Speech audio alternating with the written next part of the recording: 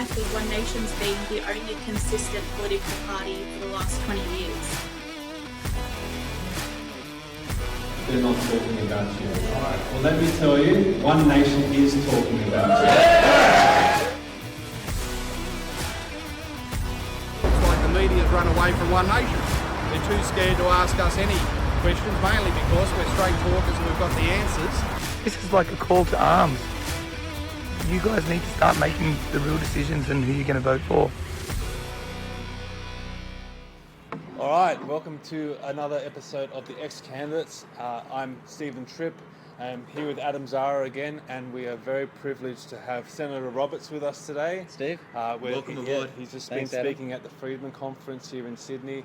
We've got 15 minutes with him, so it's going to be rapid fire, but I just want to say, you speaking today, addressing the minor parties issue, that was the best I've ever seen you speak. Thank you. Now, one of the issues that you raised, you were actually addressing the Liberal Party, and this is one of the things that I was going on about during my campaign, because I was in Moringa, and in the Liberal Party's own words, they were saying that they were in a civil war because of the... Internally. Yeah, internally. Yeah. Because of their, selection process for candidates and that sort of thing. And I was trying to really get to the Liberal Party membership and that are so rusted on and say to them, the Liberal Party's moving away from you. They're not representing you anymore, but they just wouldn't budge. You brought up some comments about that, about the Liberal Party. It doesn't really represent what it used to. No, what's happened in this country is that, as I said in there are two things missing. They don't make decisions based on data. So that means they make decisions based on looking after their vested interests, their mates, subjective opinions, ill-informed newspaper headlines to just get votes. And they wreck the country in the process. There's no evidence for many of the policies they have actually put in place. So what they do is they rely on the media to push them in that direction. And so they've ended up now with policies that are almost identical to the Labor Party. You saw me. I asked everyone in the room, hundreds of people in the room, name a difference between Labor and Liberal, and no one could. No. And the Liberal MPs can't either. So that's the first thing. The second thing is not everything can be measured, so you can't use data to make everything objective. But then you resort to values, and they've completely abandoned their values. And Amanda Stoker had the courage to say that today. She didn't quite say it, but it was implicit and it was very clear. So that's what's happened. But there's a negative to it, because some people have to vote Liberal or Labor. They can't vote anything else. But if you notice, when I was a child, I mentioned that I think it was about 45% voted Liberal, 45% voted Labor, and that's come down 40% over the decades, 35%, 30%. In the 2019 state election, Queensland Senate election for the federal parliament, Labor got 22% of the vote. This time we've got a Labor government with just 33% of the vote.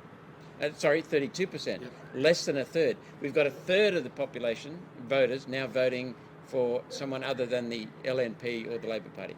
So we're making progress, but the Liberal Party has shot itself in the head. There's no future while it keeps going. What's it going to take? Because I was a Liberal voter for a long time until they took my job away from me, and I can't vote for them. I can't vote for the Liberal Party in its current form, and that's why I've come over to One Nation, because I was looking at what you and Senator Hanson were doing, and you were always, as you said, evidence-based, but also standing up for what the people really want and listening to the people and reacting to that. What's it going to take for voters to look at One Nation and say, hey, they're not just a minor party anymore, they have policies that could form a solid national government? Yeah, how are we going to change, the lib-lab rhetoric? It's already starting to decrease the vote. We know that. Yeah. Not starting, it's plummeting. Their memberships are dropping as well. People are not donating to the Liberal Party anymore. Quite a few of their major donors have abandoned them. I think what it's going to take is two things. First of all, in terms of the Liberal Party, they won't go anywhere until they recognise where the rot started. Yeah. And they won't recognise that rot because it's so hard to admit that John Howard was the one who caused this problem. Yeah. I'm serious. Yeah. I know I adored him. Like he was. Same here. Me too.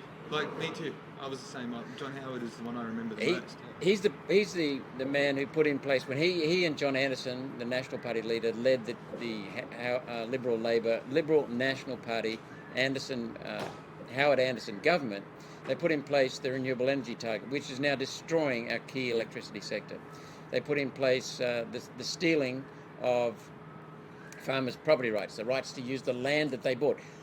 Property rights are sacrosanct to a Liberal. Yep. There's nothing more important than life itself. That's all. Life itself and property rights. Yep. Number two, vital for free enterprise, vital for markets, vital for responsibility. Howard and Anderson trashed that. And I suspect, having talked to people in there, that it was really John Howard. The third thing is, it wasn't Kevin Rudd or Julia Gillard who put in place the first policy for an emissions trading scheme. It was John Howard. And so they really sold out the country. Now, I didn't know that. He was a bit of a hero of mine. And then I started doing the research into it, and I was stunned. And then in 2013 in London, he admitted in public, at a lecture that he was the lecturer, he admitted that on the topic of climate science, he was agnostic. So he did all of this without any science. Unknowing. And yet we're told there's science behind it. There's bullshit. There's no science. So that's the first thing. The Liberals have to admit they've been going down the wrong track based upon newspaper headlines and just trying to do what they think will get them votes. Well, we just had 3 terms of the Liberal Party. I don't feel like we had a Liberal government at all. No. Yes. And the second thing is we have got to be cleverer in what we do. We've had policies, very good policies, but they've been fairly broad. The reality is that most people don't read them. So that was One Nation's policy. Yes, Yeah, we've got policies that have been broad. I mean, very solid and very good. I know, we had the book. Yeah, and they go beyond that. Yeah. The book's just some Oh, of the yeah. policies. Yeah. But I think what we've got to do is show our vision for the country, which my vision for the country is that Australia will have the world's highest standard of living. Yeah. Now, people might say that's ridiculous. Well, no, it's not. The United Nations has released a report saying that Australia is the world's richest country in terms of basic resources. Yeah. So, energy, minerals, we're the world's largest exporter of gas and the world's second largest exporter of coal. Combined, we're the largest exporters of energy. Can you just touch on quickly liquefied natural gas? Yep. And One Nation's policy about changing the tax system to a more transactional tax system instead of If I can profit. do that in a minute. So what we've got to have, the Greens and the Teals succeeded because they didn't have policies, they didn't have any rigour, everything they're doing, almost everything they do contradicts the data, the key policies contradict the data, they're telling lies. Yeah. But, mate, we'll look after you, we'll take care of your future. If you go to the Climate 200 website, you go to what we stand for, it's 2 paragraphs. Yeah, and there's nothing there. Zali Steggall, I put her on the spot twice in a brief conversation with her and Pauline, and there's nothing there. No. There is nothing there of substance. And then we see other MPs saying, oh, we've got to do what Zali's doing. Well, there's nothing there. So what we've got to do is paint a positive picture. Remember, we came out swinging on liberty, how it's been torn away from us in this country, basic human rights compromised, basic freedoms stolen. And so we were swinging on that. And that was right, but we should have painted a positive picture with the data. The Greens and Teals painted a positive picture with bullshit. And I don't think that people felt the negativity behind being locked down and being just felt in safety. Not all people, not straight away. I think, Adam, that they did feel that, but they were like, I've had 2.5 years of this, I can't take any more. Okay. And here come the Greens and say, we'll look after you, Yeah. mate, with the unicorns down the bottom of the garden, Free you know, our dentistry, futures. free this. So Plus, with people tend to forget, like, one of the strengths of humanity is how we can adapt to things, but it's also a detriment as well, because you kind of just keep on moving with your life, and you kind of, like, we just saw a presentation by David Limbrick, and he was bringing up a lot of the things that happened during the pandemic that even I had forgotten about. Yeah. So all these draconian government edicts that they placed upon us, you know, they've come off a little bit, and everyone's kind of relaxed. It was only a year ago, and we've already kind of moved on to the next thing. So yeah, and some of the things, many of the things, there are 33 things that I listed that have happened for the first time in this country. If any one of those had happened, we would have been up really upset about it. But they just had one after the other, quickly rolled after the other, and people were just swinging like that, and they just followed. You know, some people followed. Yeah. But when it comes back to tax, at the moment, the Menzies Liberal government in 1953 brought in legislation that enabled companies to not be double taxed. That's enabled them since 1953. Jim Kalali, who was the Deputy Commissioner of Taxation, has said that 90% of Australia's large companies are foreign-owned, and since 1953 have paid little or no tax. And he is absolutely correct. That's coming from the ATO office when he was an ATO Deputy Commissioner. And what we've got to do is recognise that came because of the Liberal Menzies. And then Bob Hawke, with the PRRT under the Labor government in the 1980s, introduced the PRRT changes, which enabled export of North West Shelf gas with basically no tax ever to be paid. So what we have to do is recognise that they use transfer pricing and to avoid tax. So what we've got to do is say, no, forget all the bloody rules. If you produce this much gas, you'll pay this much tax. Yeah. A tax on the volume or the number of units you produce, so units Like of a natural market gas. value kind of tax. I don't know that it goes into that, but a set limit that just says for every cubic metre of gas you produce, you pay this much tax. So basically, with our liquefied natural gas, I think we make 300 million in tax per year. I think We should be making billions. Yeah, whereas Qatar is the second biggest, and we're the biggest producer, Yeah. exporter. Qatar's the second, and they make 26 billion. Yeah. Yeah. Yeah. So imagine we could pay back our debts, we could improve our healthcare systems, we could give back to the Australian people, and this is realising the Australian dream and then making it achievable for Yep. people. And also cutting tax rates. Look at the Yes. cost of living pressure. Oh. Why basically what we're doing, Adam, is we're paying for the infrastructure, the education, the police force, the defence, security, a lot of the infrastructure that's needed for the North West Shelf gas facilities, the physical infrastructure. We're paying for that, Yep. and they're paying no tax, Yeah. or hardly any tax at all. So we should be cutting the tax on families and small businesses and getting them to pay their fair share of tax, and we would pay back the debt. Because where's the dividend for the Australian investor? Because I actually call the taxpayer the Australian investor. Yep. Because we're investing in our future, our country, for Yep. our children and future generations. Where's our dividend? Imagine if we were actual proper shareholders and they returned a negative dividend. Yep. You would be off the board. Well, you've raised the most important point of all, Adam, because the Constitution is structured so that we, the voters, the citizens, are in charge of this country. But what's happened is the governments, Liberal, Labor and Nationals, and the Greens, remember they were in power with Gillard, they've reversed that. Now, instead of the government serving the people are serving the government. And we should be on top of that saying, no, we will hold you accountable. Do you think people realise that? No. Do they realise? They obviously don't understand separation of powers and why we have that. They don't understand that government really is only what the masses agree to. And at the end of the day, the government is there to serve the people. And every time I know you make a speech in the Senate, you always address the fact that you're a servant to the people of Yep. Queensland and Yep. Australia, because you essentially That's are a my public role. servant. Yeah. Well, I am a public servant. Yeah. I'm a servant to the public, so that's exactly my role. Now, that they don't do what the people say, but they put forward proposals on policies or position statements that the people then make a decision on. Say, if you get into power, you'll do these things, so we vote you rather than the other party. Then they don't do it. Yeah. So that's the key thing. So the next time, the voters say, well, last time you lied to us. So we'll vote for someone else. And what we've got to do is, more than a third of the people voted for someone other than Liberal, Labor, Nationals. We've got to get more and more people to do that, and we've got to get people to wake up to the Greens. And we have to show them that One Nation is the next viable option, the next real option, the next real It is. powerhouse in Parliament. It should be the we know third that. major We know party. that. It's the third Yeah. major party. Well, I would actually say it's the second party, Right. because Liberal and Labor are the same. same. So Yeah. that's the reality. Yeah. We are the real choice, Yeah. and we're the second party, because the other two are just combined. Another thing that you brought up today in your speech was the bureaucracy and how much they're paid. Can you just... Yeah, sure. This is stunning. The Prime Minister gets about $535. It might have increased since then. $535,000 a year. At the time, this was 18 months ago, the lowest paid federal department secretary was on about $650. Some of the people in charge of agencies and departments are on $800,000, $900,000. The chief executive of the CSIRO, who has been misleading us and misrepresenting climate, Yep. is on $1,049,000 a year.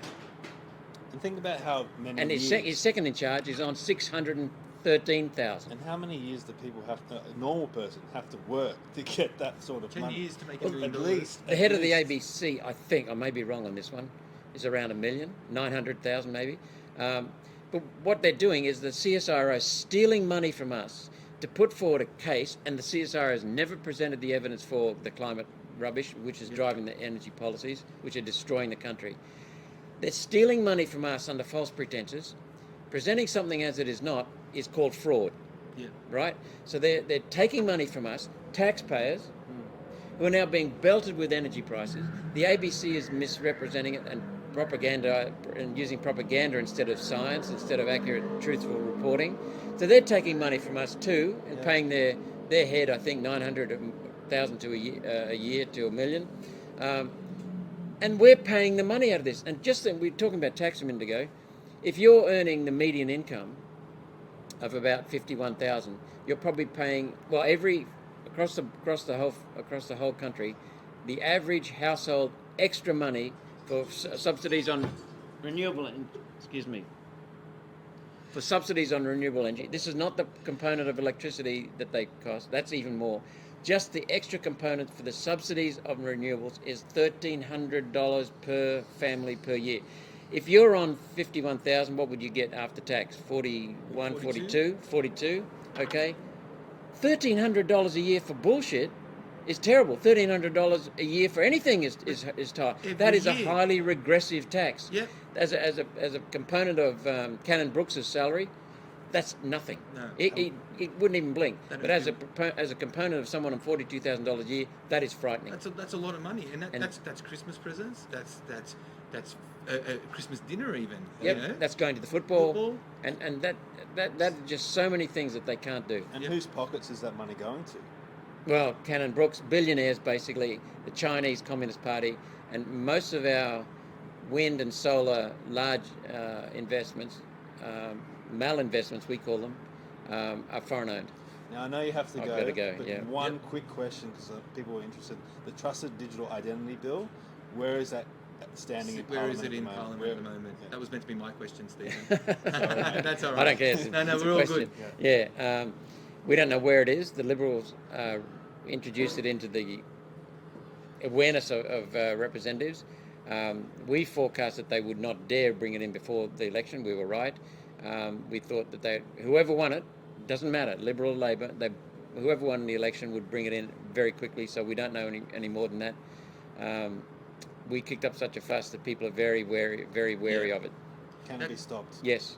And that's the beautiful part about what we're calling the minor parties, is that you can see a bill come into play and raise awareness so that the people around the nation can see that it's there. Well, the Liberals tried to ban cash. Yeah. The Labor Party supported them until we raised hell about it, and then they were both tail between legs and ran. Yeah.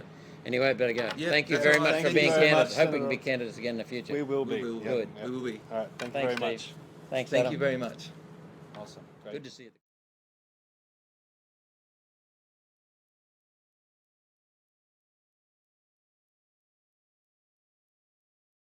Well, first of all, thank you very much for attending, and thank you to the conference organisers. I will give you an interpretation of why this should not be called the minor parties session, because I think that's a misnomer. The real session should be something about democracy or governance or security, because we don't have a choice at the moment. The Liberal-Labor duopoly are pushing the same bullshit. And so what I want to do is take you through a positive journey. Are there any federal MPs, state MPs, that I need to acknowledge? Limbrick, isn't it? David Limbrick? Thank you for what you've been doing, by the way. Thank you so much.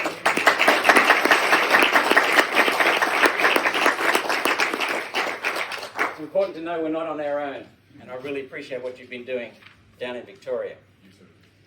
So my vision is that Australia will have the world's highest standard of living. Some of you will be thinking that's nonsense.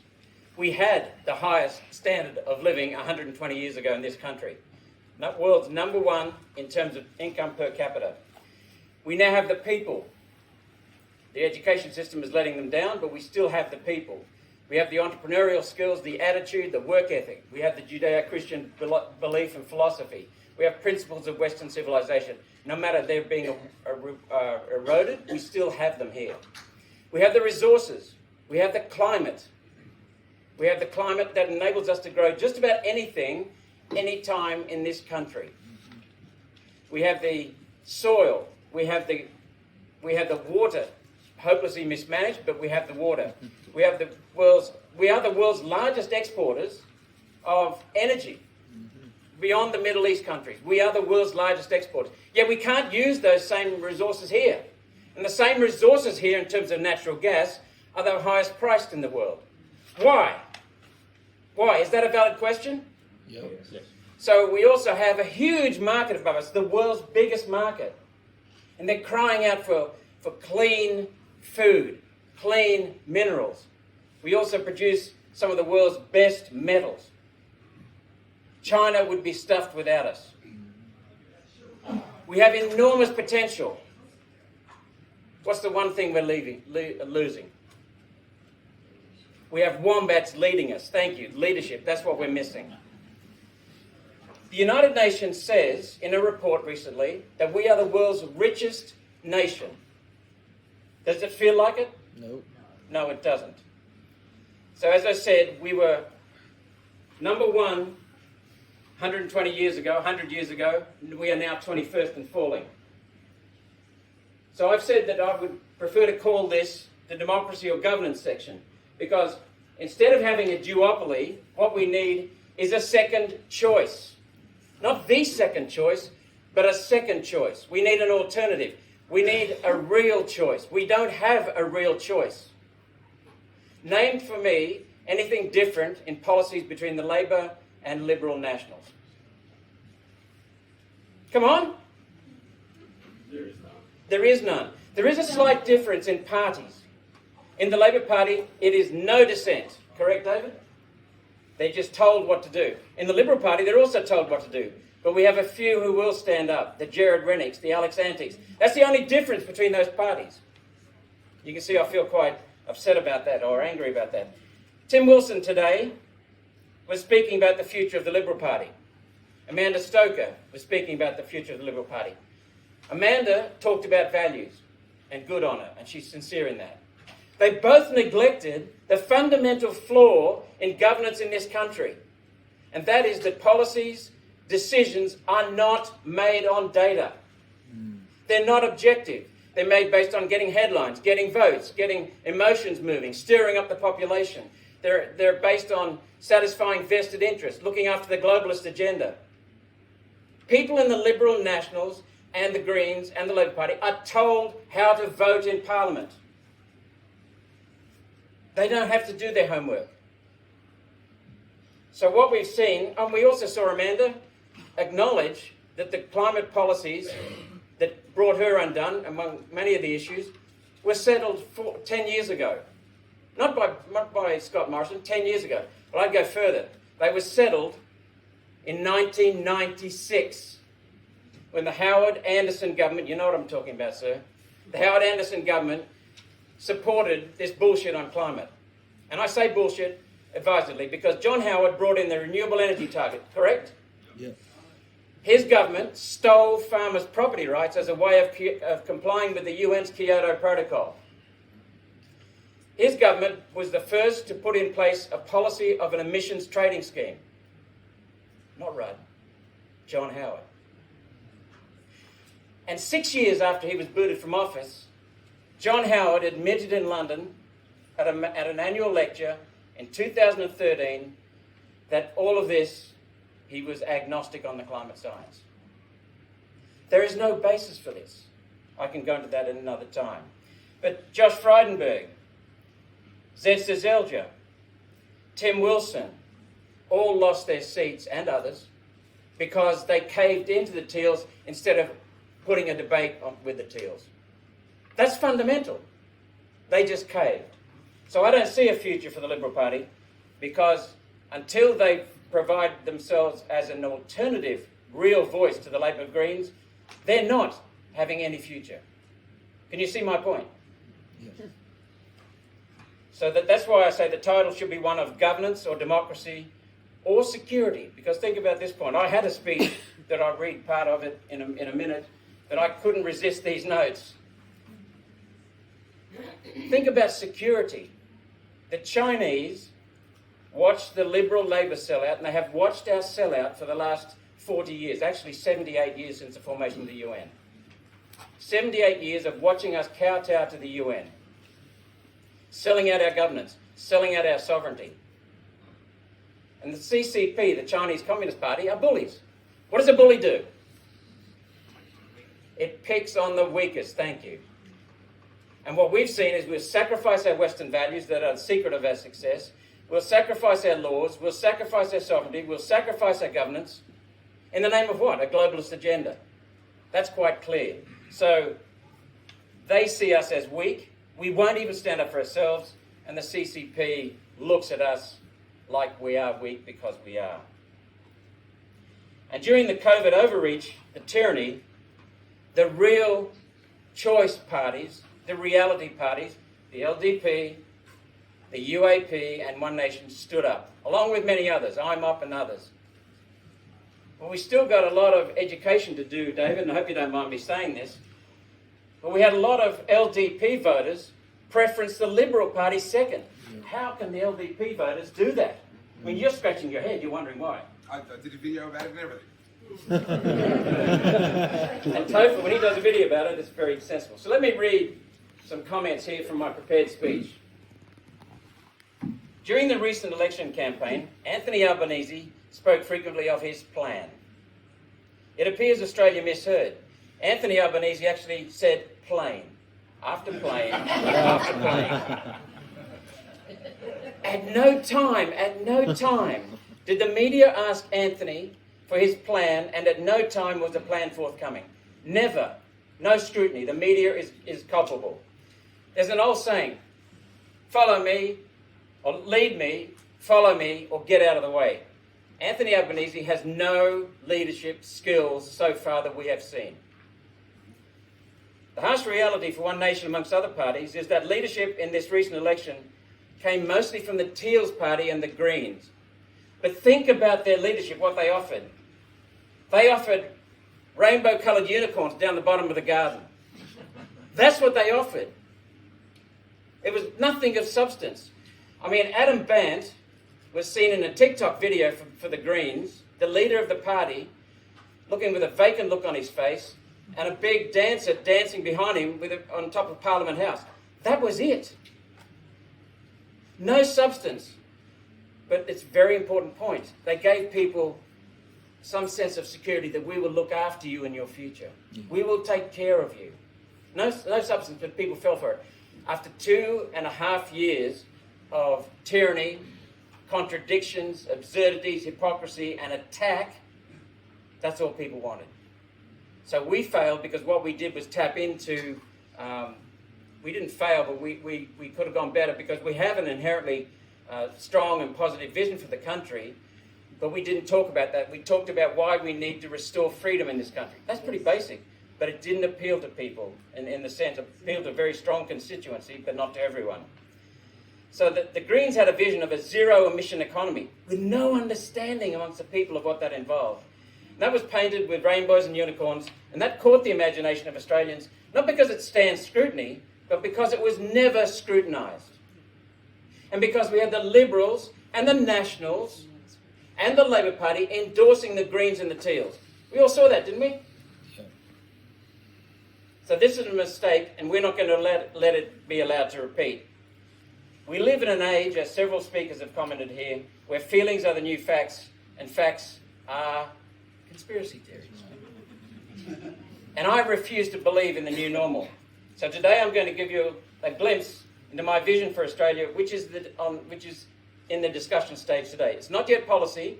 It's an attempt to start a debate on ideas. As Tim Wilson said, politics is a debate on ideas. We don't have that in this country. We're having a debate on dreams. We're actually not even having a debate. So let's start with something pretty basic. The laws of economics have not changed over the last 50 years. The degree by which economic theory informs monetary policy has changed. The result of ignoring the laws of economics has been a return of the curse of the 70s, stagflation, high inflation, and a stagnant economy. This outcome was predicted. I spent the last 2 years in Senate estimates and Senate speeches warning the Reserve Bank and the Treasurer that inflation would result from profligate government spending funded by debt and quantitative easing. It's another phrase for money printing. More than $500 billion has been created out of thin air and used for nothing more than economic sherbet. And don't rely on me. I asked the Deputy Governor of the Reserve Bank of Australia, Guy Debelle, if that was the case, and he said yes, but there were electronic journal entries. The money was created in electronic journal entries, not journal entries as I suggested. In 2016, I asked John Fraser, the then Treasury Secretary, exactly about the consequences of the quantitative easing, which everyone denied was going on. But when you look at the money supply, it was happening. His first response was to ridicule me, saying, well, we don't pay any attention to M3, it's old-fashioned. Oh, really? Second time, 3 months later in Senate estimates, well, you've got a point. Third time, a few months later, he admitted to me in front of everyone in the Senate estimates, actually, we have been concerned, we don't know why it's not happening. These experts have to be held accountable. The government and the Reserve Bank refused to accept my warning. They maintained projections for inflation and related key indicators that were not so much rosy as delusional. I asked questions about inflation to the Reserve Bank Governor,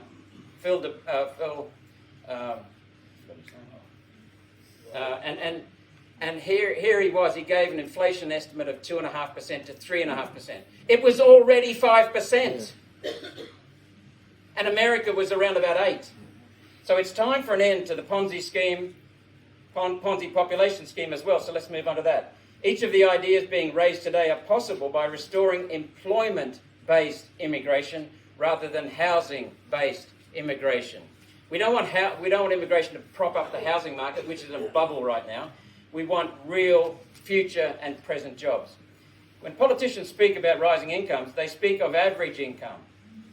However, the obscene salaries being paid to the big end of town and to medium-level and senior-level bureaucrats in this country is included in the calculation of average income.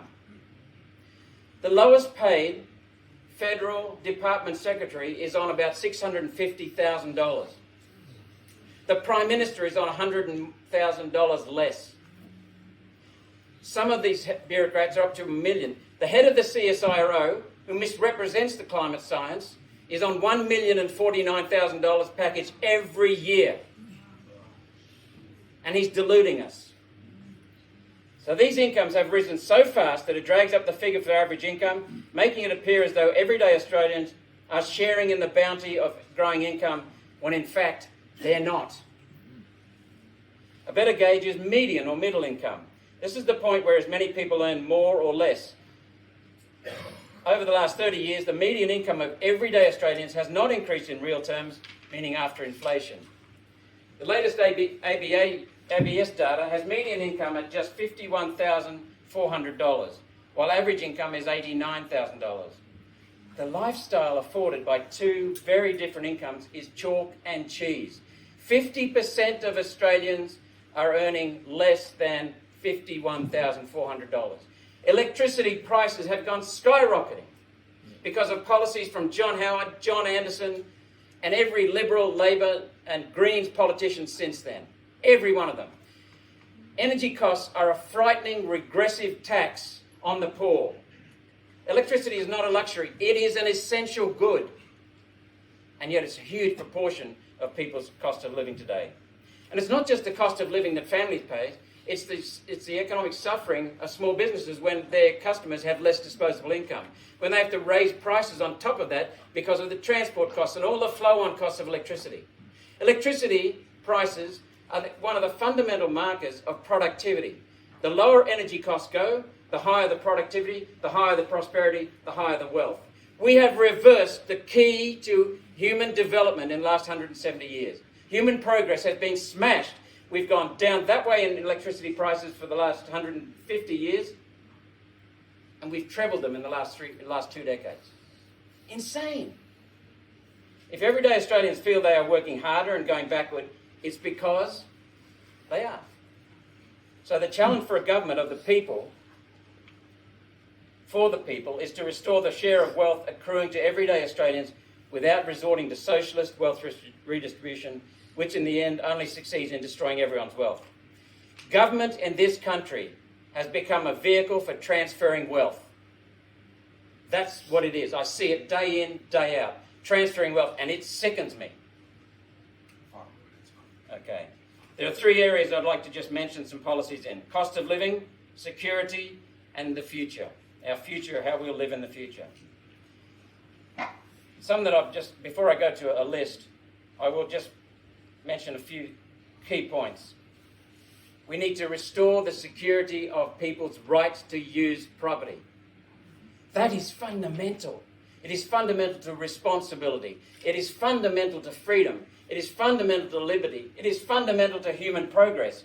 It is one of the cores that must be put back in place. Farmers have lost their rights to use their land. They paid for the land and they've lost the right to use it. They have to get permission from a bureaucrat to use it. Secondly, we must have small central government. Small government in general, but central government especially. Our constitution was set up in some ways modelled on the American Constitution, where we have competitive federalism. Wonderful. We have a marketplace for governance. We trashed that. We moved so many things into the central sphere. We need tax reform. Absolutely vital. We need tax reform immediately, and we need comprehensive tax reform that will take longer. We need infrastructure investment.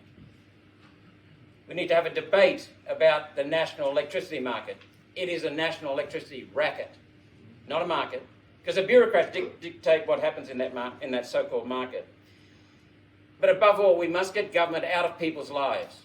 We must restore liberty. We must restore choice. Because markets, I mean, are you going to trust a bureaucrat in Canberra to tell us what we need to do in the future, how we should spend our money? Or are you going to trust millions of hearts and minds that say, that's what I want, that's my choice? Who's right? Always the market. Always the market. Australians are going in the opposite direction. More bureaucracy. Instead of going to individual choice, we're going to massive, globally central government. United Nations and World Economic Forum. That's the reality. And after the last 2 years, can you see that? So, how many minutes, Toph? Another 2. Okay. Let's just touch on some of the topics. Energy, when it comes to cost of living, energy, electricity prices, gas. Pauline proposed her gas bill in 2019 that we'll be resurrecting. Diesel and petrol. An Office of Office of Scientific Integrity and Quality Assurance. Tax reform, immediate and also ultimate. Economic and financial management. We don't have budgets anymore. We have appeals for votes. It's no longer a 3-year cycle. It's a 12-month cycle.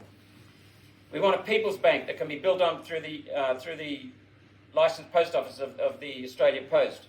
We need banks to be under regulation again. That was a joke what we saw with the Hayne Royal Commission. That has been just whitewashed. The commission was good, but the government has not enacted it. We need sensible workplace relations processes and systems that support small business, the largest employers, that support workers. Workers are being trashed right now under the Fair Work Act. We need debt to be repaid. We need small government and competitive federalism. We need a solution to the world food crisis, because it's happening in this country as well. We need to restore and secure people's rights as Australians, including basic freedoms, freedoms of life, belief, thought, speech, association, exchange, travel. All have been trashed. Freedom of religion is being trashed. We need to ignore political correctness. We need to secure private property rights, the rights to use property, secure and protect national borders, immigration based upon quality as well as quantity of candidates. We need to restore national identity. Fundamental. There are two basic structures for human civilization, human organisation, the family and the nation state. Both are being trashed by the United Nations and by Liberal Labor governments. We need proper veterans care. These people have given their lives for us, their livelihoods for us. Health, we need to restore the basics of health. We need to restore bodily autonomy, informed consent, doctors' choices, doctors free to give us their advice. We need to have cannabis available medically. We need to have citizens-initiated referendum to put the power back where it belongs, with the people. We need to have citizens-initiated referendum, constitutional compliance. Our constitution is being bypassed. We need a federal anti-corruption commission. that protects the innocent as well as those who have been targeted. We need to have a proper defence and peace policy. A defence and peace policy. Not just follow the United States everywhere. We need a proper peace policy as well. We need a safety net for genuinely needy Australians and a living pension. We need voter identification and voter security. That is fundamental. We need to protect superannuants. We need to restore education instead of indoctrination in our country.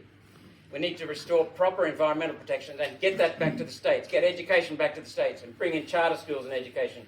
Get the health system back to the states. We need to bring in optional preferential voting. When it comes to infrastructure, I'll just mention a few. Water security, the iron boomerang, the national rail loop, all of these will pay for themselves. We need to protect our Aboriginal constituents from the money-hungry Aboriginal industry that consists of whites and blacks, consultants, lawyers and practitioners stealing the money. We need to restore scientific integrity. We need to hold this ABC accountable, and if it can't be held accountable, sell it. Will someone buy it?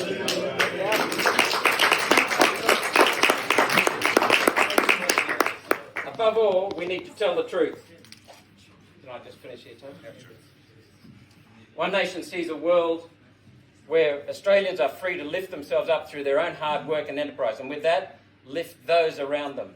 Government has never lifted anyone. Government has suppressed people. Family and community are the centrepiece of a One Nation society, not government. The government is the natural enemy of freedom. The need to shrink the government to fit the Constitution is a guiding principle for people in One Nation. The outcome from our economic discussion plan is simply abundance. I recently spoke in the Senate on this topic in a speech entitled, "Abundance is not a dirty word." In a world where predatory billionaires have their sights set on owning everything, so we will own nothing, abundance is today a seditious concept. Can you see that? Abundance is power to we the people. Choice and liberty are key words. One Nation will pursue abundance for everyday Australians. We have one flag, we are one community, and we are all One Nation.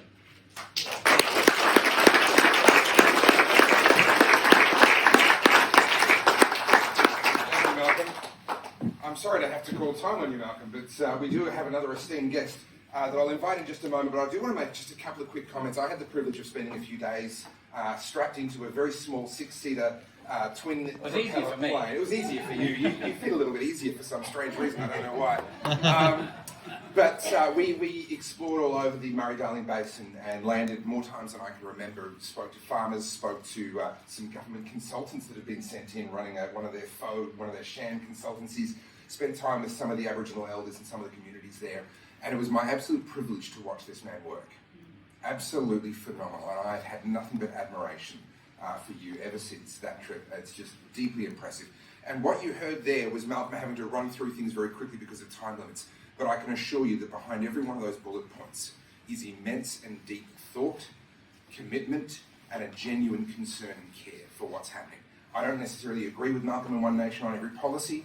We have enormous areas of agreement and some areas of disagreement. But I absolutely respect the work that Malcolm has put into every single policy position that he holds. So thanks for being here.